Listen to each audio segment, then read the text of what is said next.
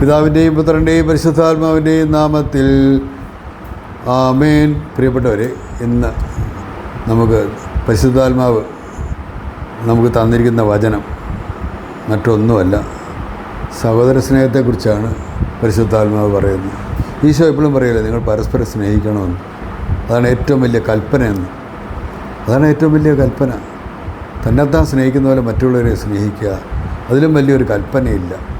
ഈ കർത്താവ് തന്നിരിക്കുന്ന, ദൈവമായ കർത്താവ് നമുക്ക് തന്നിരിക്കുന്ന 10 പ്രമാണങ്ങൾ അത് സംഗ്രഹിച്ചു കഴിഞ്ഞാൽ ഈ 2 കാര്യങ്ങളേ ഉള്ളൂ. തന്നെത്താൻ സ്നേഹിക്കുന്നവരെ മറ്റുള്ളവരെ സ്നേഹിക്കുക, ദൈവത്തെ എല്ലാത്തിനും ഉപരിയായി ദൈവത്തെ സ്നേഹിക്കുക, തന്നെത്താൻ സ്നേഹിക്കുന്നത് മറ്റുള്ളവരെ സ്നേഹിക്കുക. ഈ 2 കൽപ്പനകൾ മാത്രമേ അവിടെ ഉള്ളൂ. അപ്പം സ്നേഹത്തിൻ്റെ സുവിശേഷകനായ വിശുദ്ധ യോഹന്നാൻ ശ്ലീഹ അദ്ദേഹത്തിൻ്റെ ലേഖനങ്ങളിൽ വളരെ കാര്യമായിട്ടുള്ള ഒത്തിരി കാര്യങ്ങൾ പറഞ്ഞിട്ടുണ്ട്. ഒന്ന് പരസ്പരം സ്നേഹിക്കുമെന്ന് പറഞ്ഞ് യോഹന്നാൻ ശ്ലീഹയുടെ 1-ാം ലേഖനത്തിൻ്റെ 3-ാം അധ്യായത്തിൻ്റെ 11 മുതലുള്ള തിരുവചനങ്ങൾ നമുക്കൊന്ന് കേൾക്കാം. അപ്പോൾ അതിനകത്ത് എന്തൊക്കെയാണെന്നുള്ളതാണ് പറയുന്നത് കേട്ടോ. അതിനകത്ത് പ്രധാനമായിട്ട് നമ്മൾ ശ്രദ്ധിക്കേണ്ട ഒരു വചനമുണ്ട്. സഹോദരനെ വെറുക്കുന്നവൻ കൊലപാതകിയാണ്, കൊലപാതകിയിൽ നിത്യജീവൻ വസിക്കുന്നില്ല എന്ന് നിങ്ങൾക്ക് അറിയാമല്ലോ. അത് വളരെ പ്രധാനപ്പെട്ട വചനമാണത്. എല്ലാ വചനങ്ങളും പ്രധാനപ്പെട്ടതാണെങ്കിലും ഇതിന് വളരെ നമ്മൾ അറിഞ്ഞിരിക്കേണ്ട ഒരു വചനമാണ്. സഹോദരനെ വെറുക്കുന്നവൻ, ഈ വെറുപ്പം വെച്ചാണ് നമ്മൾ വിശുദ്ധ സ്വീകരിക്കുന്നതെങ്കിൽ തീർച്ചയായിട്ടും മാരകഭാവമാണ് അത് കേട്ടോ. അപ്പോൾ അത് നമ്മളിപ്പം ക്രിസ്മസ് ഇന്നലെ കഴിഞ്ഞു, നമ്മൾ 26-ാം തീയതി എന്ന്. അപ്പം നമ്മൾ കുമ്പസാരിക്കാത്തവർ ഇനിയെങ്കിലും കുമ്പസാരിക്കാനുള്ളവർ പോയി ഈ കാര്യങ്ങളൊക്കെ ആലോചിച്ച് ആരോടും വെറുപ്പോ വിദ്വേഷമോ വൈരാഗ്യമോ ഒന്നും മനസ്സിൽ വെക്കരുത്.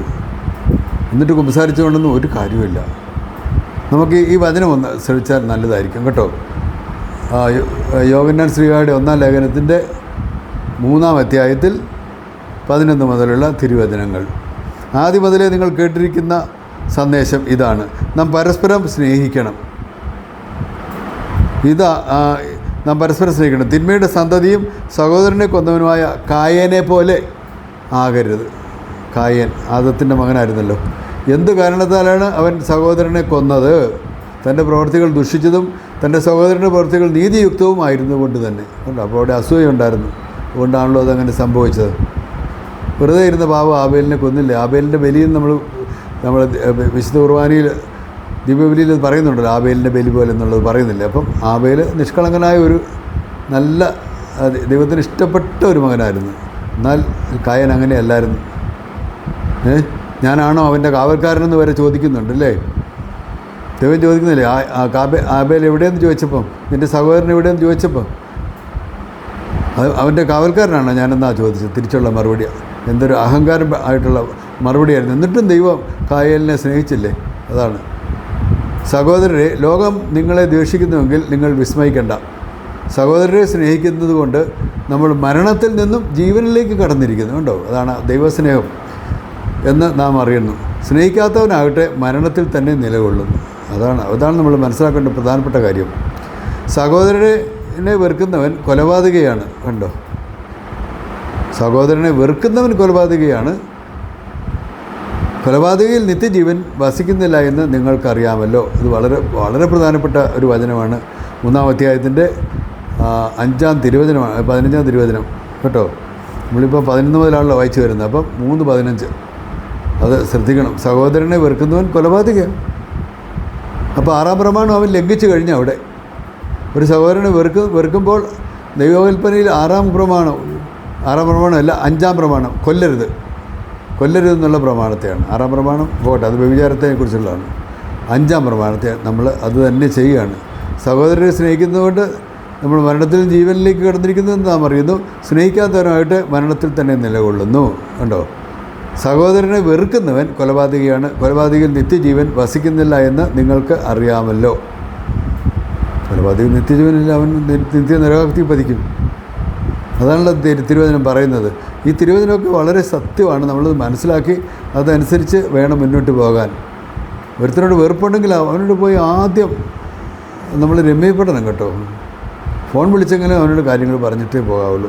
ഒരുത്തരോടും വെറുപ്പ് വെച്ചുകൊണ്ട് നമ്മൾ ഇരിക്കരുത്. നമുക്കെതിരായിട്ട് പ്രവർത്തിച്ച പലരും കാണുമായിരിക്കും. അത് നമ്മൾ പ്രത്യേകം ഓർക്കണം. ക്രിസ്തു സ്വന്തം ജീവൻ നമുക്ക് വേണ്ടി പരിത്യജിച്ചു എന്നതിൽ നിന്ന് സ്നേഹം എന്തെന്ന് നാം അറിയുന്നു. കണ്ടോ, സ്വന്തം ജീവൻ ത്യജിച്ച കർത്താവായ യേശുവിനെ ഒന്ന് ആലോചിച്ച് നോക്കിയേ. നമ്മളും സഹോദരർക്ക് വേണ്ടി ജീവൻ പരിത്യജിക്കാൻ കടപ്പെട്ടിരിക്കുന്നു.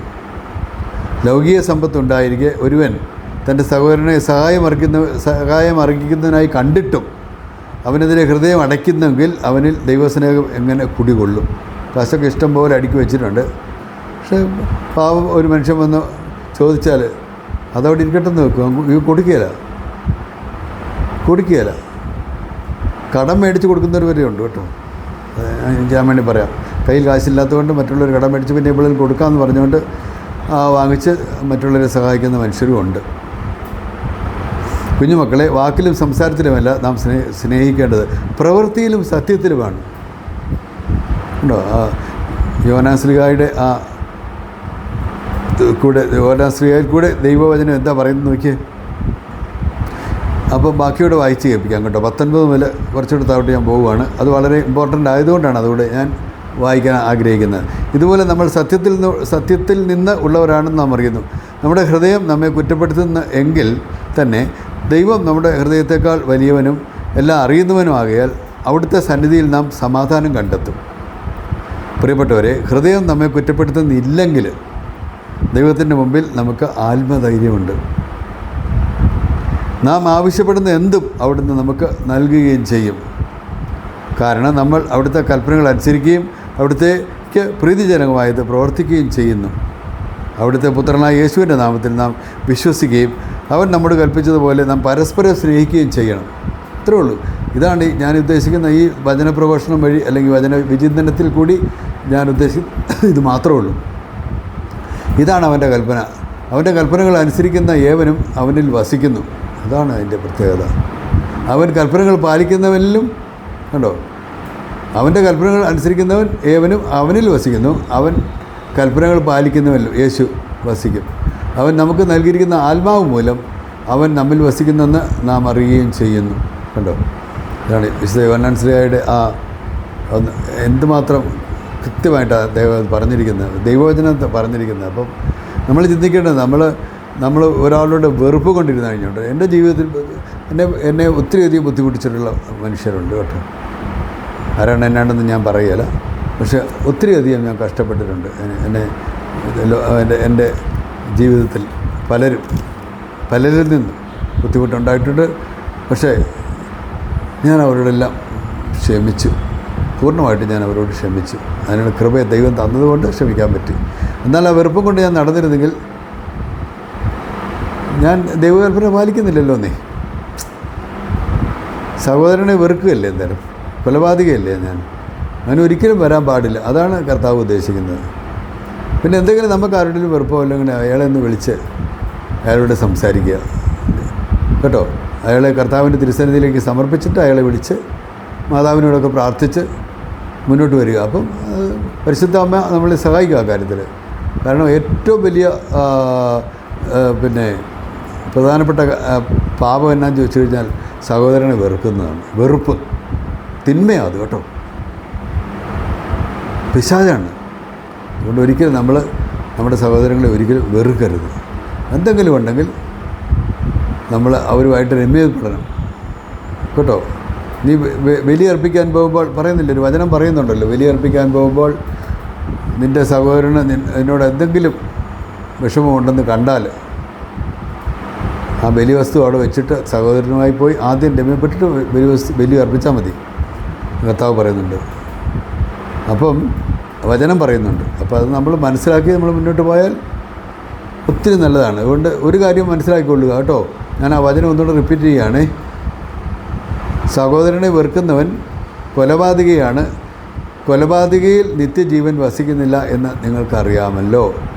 അത് ഒന്നുകൂടെ പറയാം. 1 യോഹന്നാൻ 3:15. ഈ തിരുവചനം കാണാതെ പഠിച്ചോ കേട്ടോ.